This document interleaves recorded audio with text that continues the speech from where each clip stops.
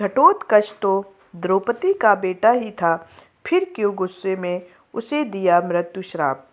हमारी कहानियों को पूरा ज़रूर देखें, क्योंकि कहानियों के अंत में उनसे जो सीख मिलती है उनको बताया जाता है। तो चलिए जानते हैं। घटोत्कच महाभारत के महान योद्धाओं में से एक थे और वे भीमसेन और राक्षसी हिडिंबा के पुत्र थे, ना कि द्रौपदी के। इस विषय में कुछ भ्रांतियां हैं, लेकिन महाभारत में स्पष्ट रूप से कहा गया है कि द्रौपदी के 5 पुत्र थे।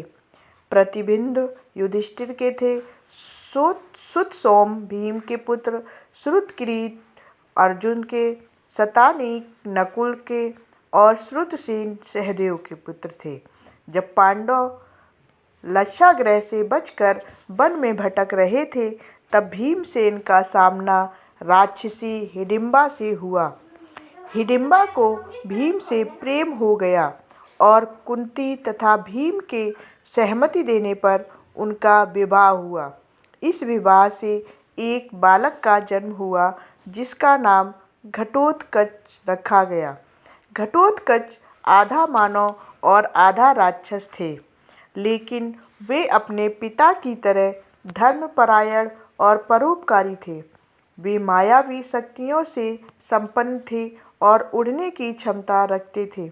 महाभारत युद्ध में घटोत्कच ने कौरवों के विरुद्ध युद्ध किया और अपने मायावी युद्ध कौशल से कई महान योद्धाओं को पराजित किया। विशेष रूप से उन्होंने कौरव सेना में भारी तबाही मचाई और कर्ण को परास्त करने में सक्षम हो गए थे।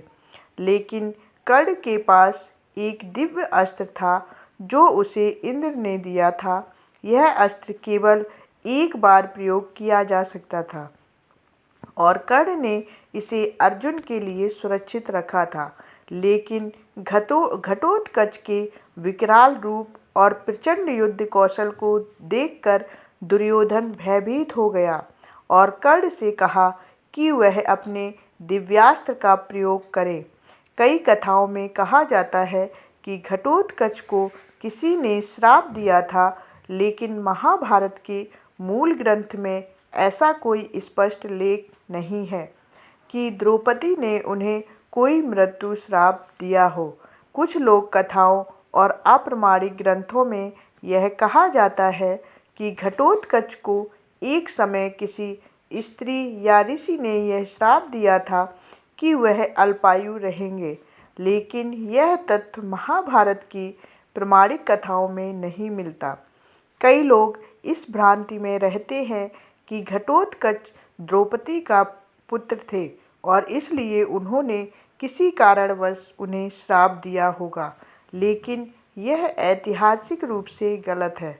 जब कर्ण ने इंद्र से प्राप्त अमोघ शक्ति का प्रयोग किया, तो वह अस्त्र सीधे घटोत्कच के हृदय में जाकर लगा। मरते समय भी घटोत्कच ने अपनी मायावी शक्तियों से अपने शरीर को विशाल रूप में कर लिया, ताकि उनकी मृत्यु से कौरव सेना को अधिक नुकसान हो। घटोत्कच वीर, पराक्रमी और बलशाली योद्धा थे, जिन्होंने धर्म की रक्षा के लिए अपने प्राण न्यौछावर कर दिए। उन्हें द्रौपदी ने कोई श्राप नहीं दिया था, क्योंकि वे उनके पुत्र ही नहीं थे। उनकी मृत्यु महाभारत युद्ध का एक महत्वपूर्ण मोड़ थी, क्योंकि इसके कारण कर्ण अपना दिव्यास्त्र अर्जुन पर नहीं चला पाए, जिससे अर्जुन की रक्षा हो सकी और अंततः युद्ध में पांडवों की जीत हुई। हमारी कहानियाँ आपको कैसी लगती है, कमेंट करके ज़रूर बताएं। धन्यवाद।